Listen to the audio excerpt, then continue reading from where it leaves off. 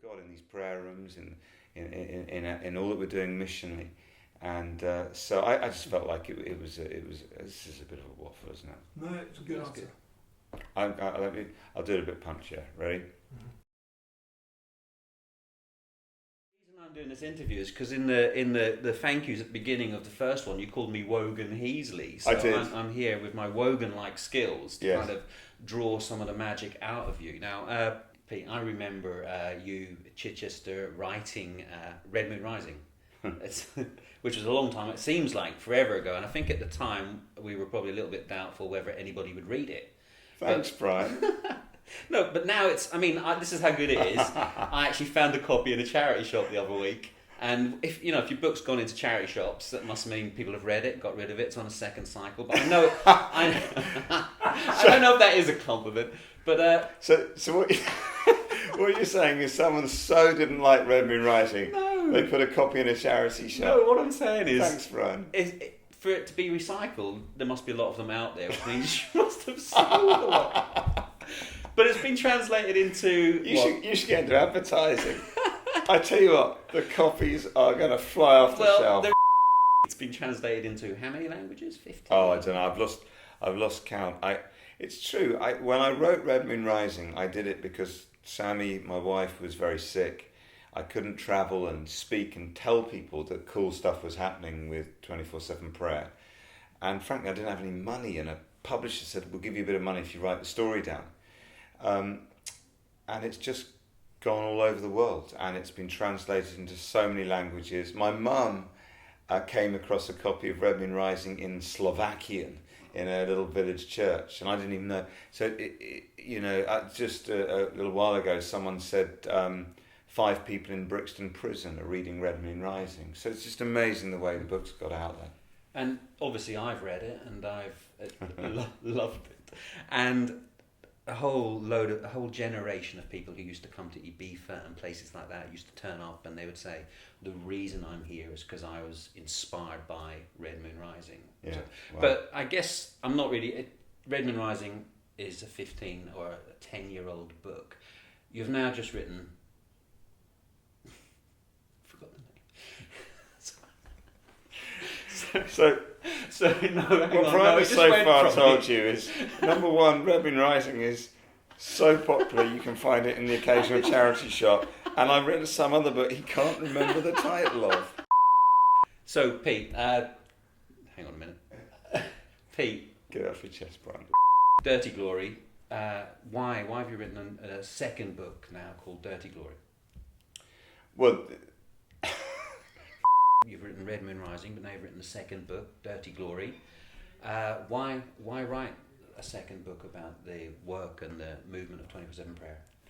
Well, just because as we've been praying non-stop since 1999, incredible things have happened, and prayers have been answered, incredible miracles.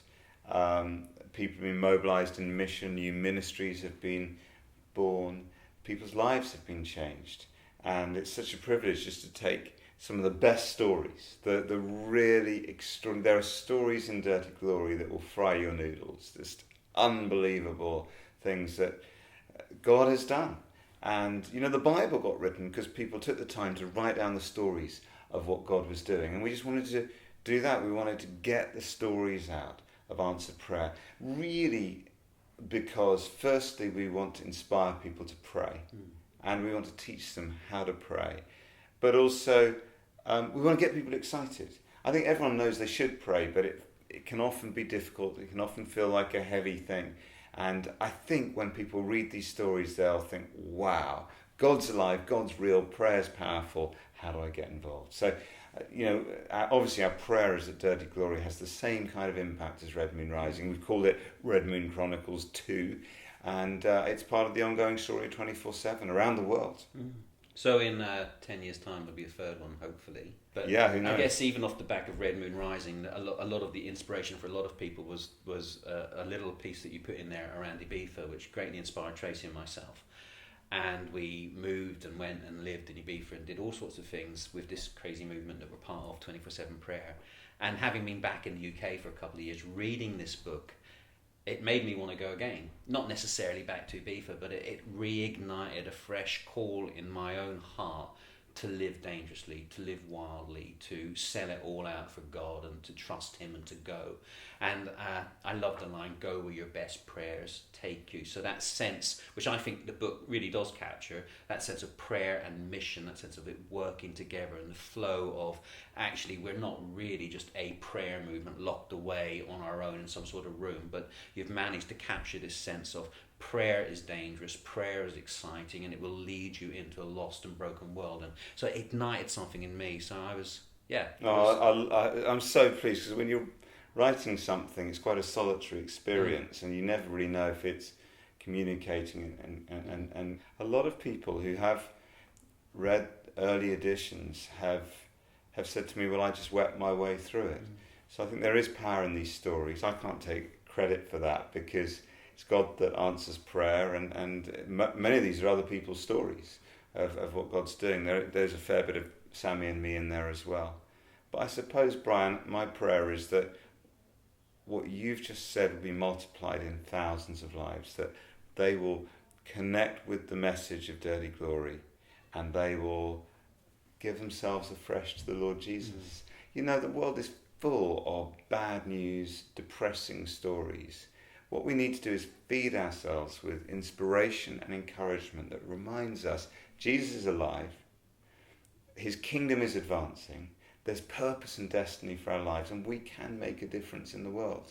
So I love that. Well, where do you want to go? I don't know yet. I'm still praying, actually. Okay. Let's not make this like too deep about me leaving the country. Yeah, but I want to go. I don't want to sit here and waste away in some dull existence.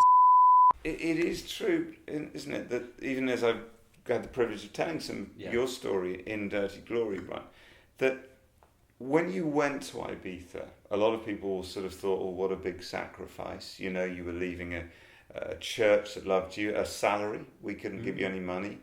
You know, all the security you could have with your family and a house and whatever, to go and live in a place that the newspapers were calling Sodom and Gomorrah, and raise your kids there. So there's a lot of sort of concern, but actually God's honoured you, hasn't He? Your kids have flourished. I think He's provided for your needs. You can make it sound incredibly sacrificial, which you have, but you know, it's a joy.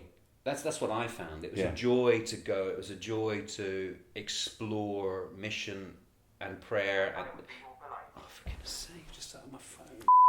Why would you call a book Dirty Glory? It seems like a juxtaposition of words. I love the idea of Dirty Glory. Firstly, because it just sounds like a Johnny Cash song.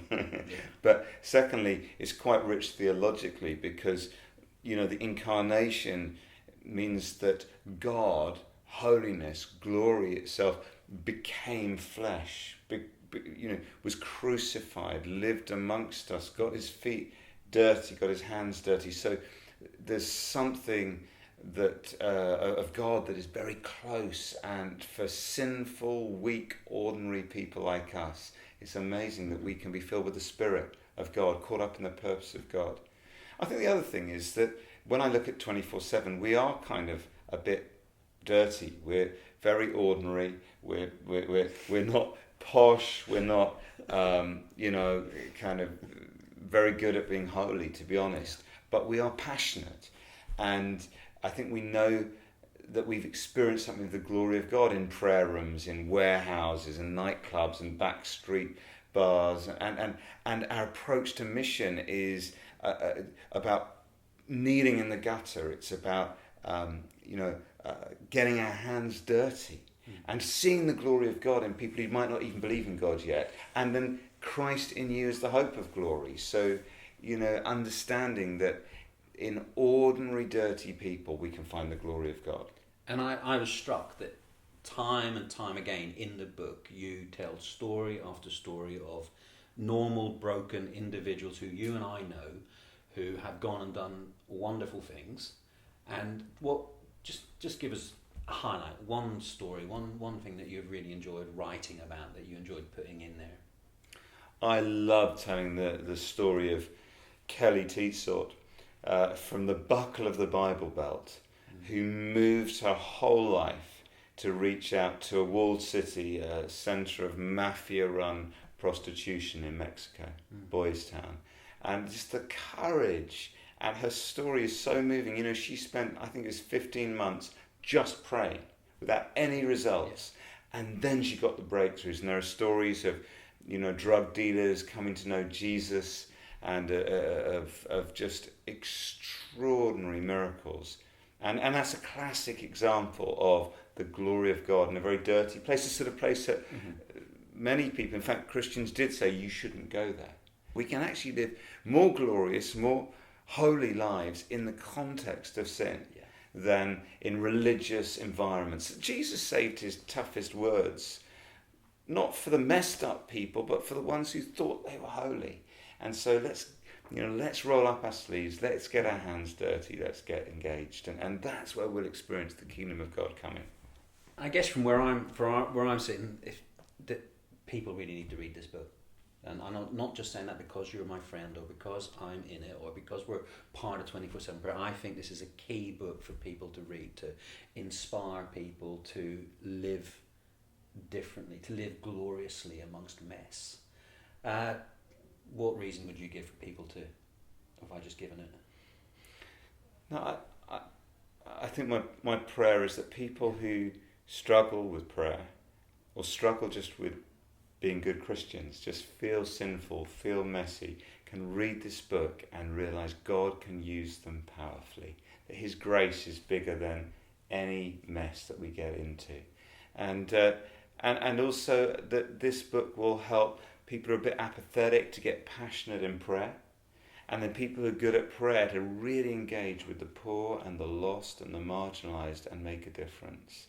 The most exciting thing in the world is to know Jesus Christ, to encounter him, and then to carry his presence into a world that's forgotten him. Every one of us gets to do that. And if this book could inspire a few people to live in that way, encountering God and carrying his presence into a dirty, messed up world, I'd be thrilled.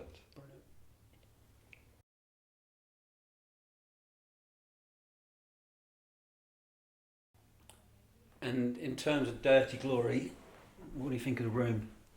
What, your living room, Brian? This isn't my living room, for God's sake. This isn't even real. I mean, it's lovely. That's not a real fire. I don't even know if we should film it here. We should be in some underground bunker. I think we'd be better in a pub. We could even like put a bottle. I've got some whiskey in my bag, some Jameson's, just as cheap Irish whiskey. But I was going to pop it up here and make it look a bit more urban. This isn't my house. It's a retreat. Let's be honest. It's a retreat. We're away on retreat. We're in a nice little place. We wouldn't have chose this to do a Dirty Glory promo, but you've just got to do what you can do. And we like this place. Sorry, if you own this place, it's wonderful. But it's the best retreat I've ever been on. Actually, these are the most comfortable brown chairs I've ever sat in. This is a statue from Ibiza. And it represents the Sagrado Corazón de Jesus. I got it done. It's Jesus standing with his arms open over Ibiza. And I showed it to Pete, and he said it looked like a Bee Gee. It's like ridiculous. Staying alive, staying alive.